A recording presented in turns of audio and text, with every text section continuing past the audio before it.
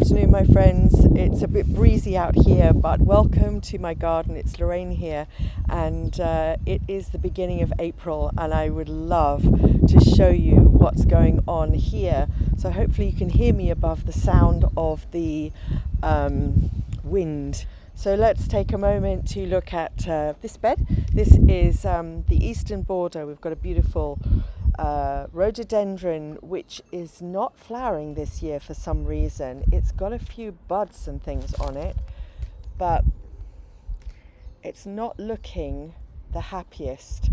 I was hoping it was going to be okay, or love it even more with the sun, the extra sun, but I know that they can take a while to respond and react to things. We've got this beautiful flowering currant which looks stunning, and this one which can't remember what this one's called, but I love this shrub. And then here we have the spring garden, which to be honest has gone over. It's past its best now, but lots of daffodils still showing their faces. And I have some plans for this garden, or this section of the garden, this summer, so we'll see where that takes us. We've got the little hellebore. Some of you may remember from last time, the little hellebore that threw its first flower this year, first flower ever, looking great. It's done a good job of growing strong and healthy. And this is a pile that we've created for hedgehogs in the hopes of having some move in and share our space here. More hellebores up here. Again, this is all starting to fade a little bit, although these little ones here are looking particularly beautiful as I'm walking around right now. Primroses too. And then as we walk along this edge here, we come to the butterfly bed, which is definitely starting to make progress. One of the things I was really hoping for was a lovely display of tulips in here, but if we take a closer look, you will see that they have been badly nibbled by critters. And this one here has managed to hold on to its flower, but it's not the display I was anticipating. So we've got rabbits or deer that have had a little nibble at that. The rest of it is tidied most of it up, and that's coming along quite nicely. I have to show you this beautiful tree, one of my favourites in the garden, and this is an Amelanchier. An Amelanchier is a snowy mespelis, but it has this beautiful blossom at this time of year, followed by lovely leaf-shaped leaves. That's the only way I can describe them. And then berries in the autumn and fabulous colour. So watch the space with that one. It's going to be really beautiful. I'm going to take you over here to this glorious pile of comfrey. It's rather invading this whole space, but I love it, and it has been absolutely full of bees. So just we'll cut it back in a while, put it on the compost heap, and we've got other things growing up. Over here we've got a thalictrum. You can see the old stalks I haven't taken off yet, but the new stalks are in there. So this is going to be very beautiful. Needs a bit more sorting out really. It's a bit of a mess. Now progress is being made round here at the circle garden. This has all been fenced off because I had an open day a few days ago, but you can see we need a little bit more hardcore to go down, and we've started packing the sand and ballast at the far end, all along the far edge there, and more hardcore needed here, and then it'll be patted down and made into a beautiful circular patio with my alliums and my grasses around the edge. So I'm really hoping you'll be able to see that great improvement next time. So I've just been given this beautiful grass here, and it's not totally happy. I think we've had some quite dry weather all of a sudden, so we've given it a water, and we'll see what happens. So this is the evergreen garden, which is really starting to fill out and green up now. I have beautiful camellia. This is a beautiful camellia here, which is throwing up these lovely flowers, and then they get caught by the frost, like that one down there, where they go brown. Just don't like the frost very much at all. But when you catch it in flower, it's absolutely stunning, and that's going to get bigger and better. And I've planted at the back there a lovely fatsia, a spider's web fatsia, which will grow, I hope, to fill that space. That was a bargain that had to come home with me from the garden centre the other day. The Photinia looking lovely. Started to create the sculpture here. The lavender is in. Got a couple of conifers in the evergreen garden, just little ones that don't seem to have taken very well. They've gone a little bit sort of dry, so I don't know, they've been watered but not as happy as they might be. And our very first, I'm going to come through here and show you, very first piece of topiary. It's just the beginnings, just the beginning shape, but you can see Amanda took her snips to it and has made that lovely little topiary shape. So we'll see how that develops over the next few years. Strawberry beds and the raspberry canes still needing to get to my blackcurrants. My water butt keeps falling over because it's not got enough water in it at the moment. Yeah, these are just needing a little bit of attention. Most of the beds here are as we saw them last month, perhaps a little more prepared for what's to come. I have planted broad beans in here. So in this bed, I've topped up the broad beans, the garlic is still at the back. And in this bed here, we have potatoes. So I now have some duck poo, which I'm going to put on top of the potatoes. That'll give them a really nice little feed to get them going.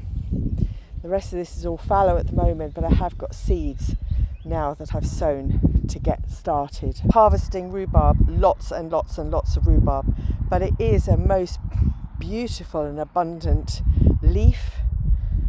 Here is the back of our pond goddess, and I wonder if we can see in here today lots of little tadpoles just swimming around on the edge of the pond. I saw lots of frog spawn in here, and then I saw the ducks, which, while I absolutely love it that the ducks come and visit,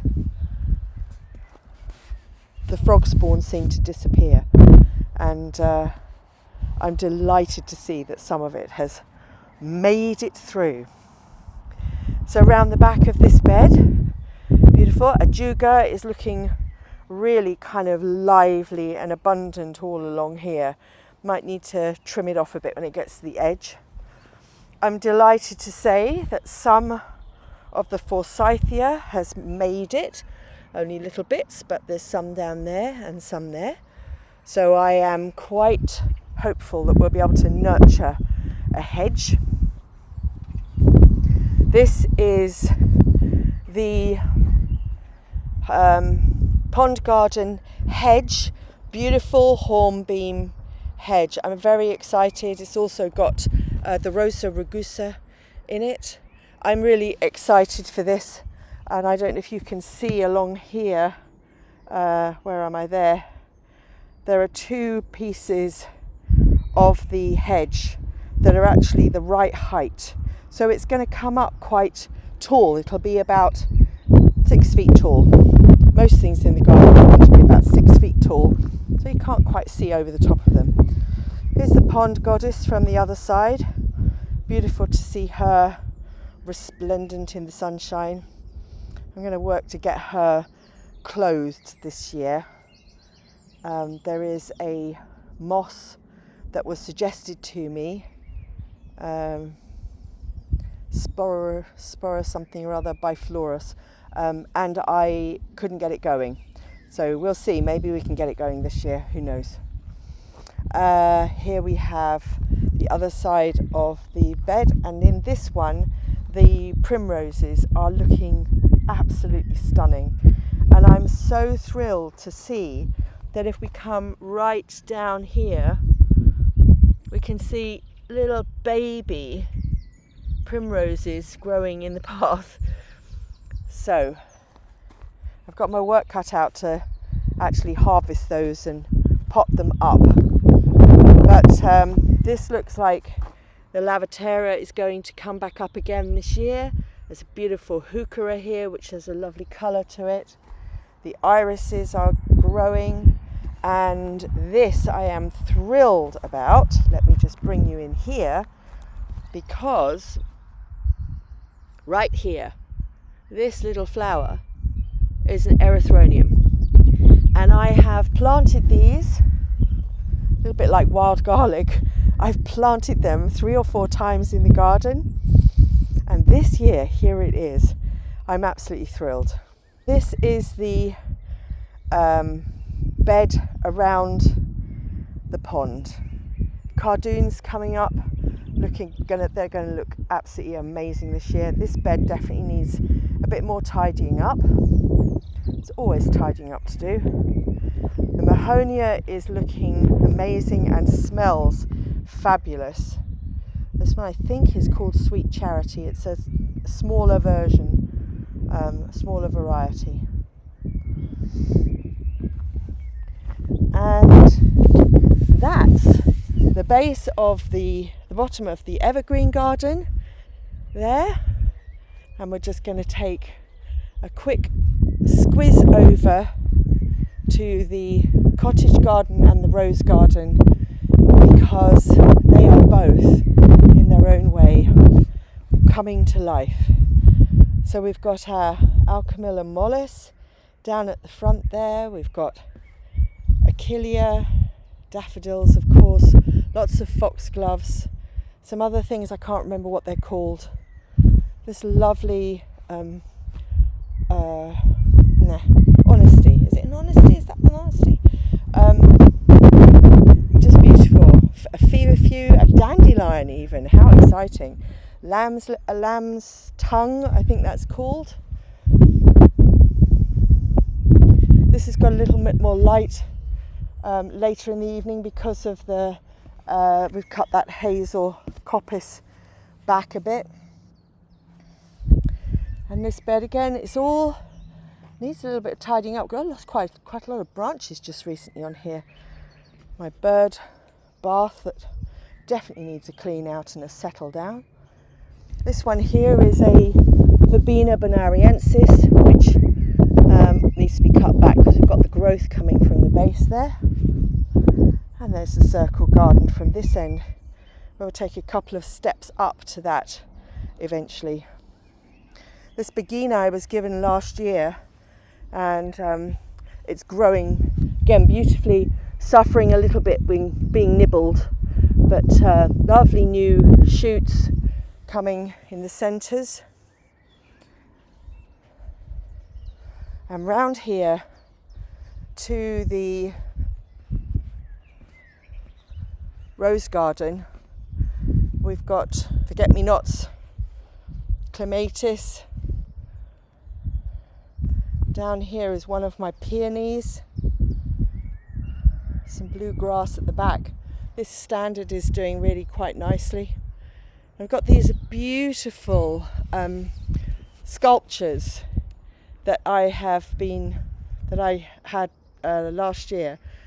These beautiful shapes that I've tied together to try and stabilize them. And the clematis, this one's a very tiny one in the middle, but hopefully that will grow up. There's another one here that's actually doing a little bit better.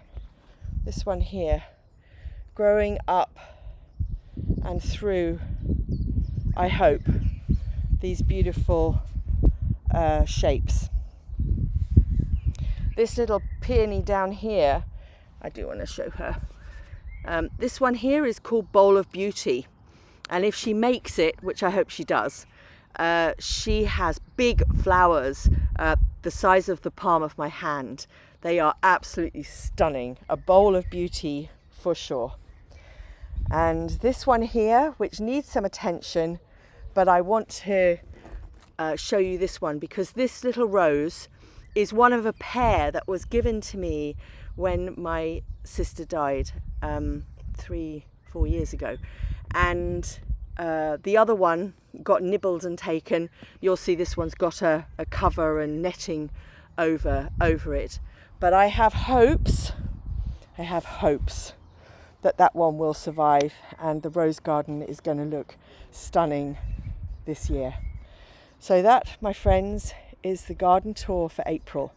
Thank you for joining me, and I will see you again soon.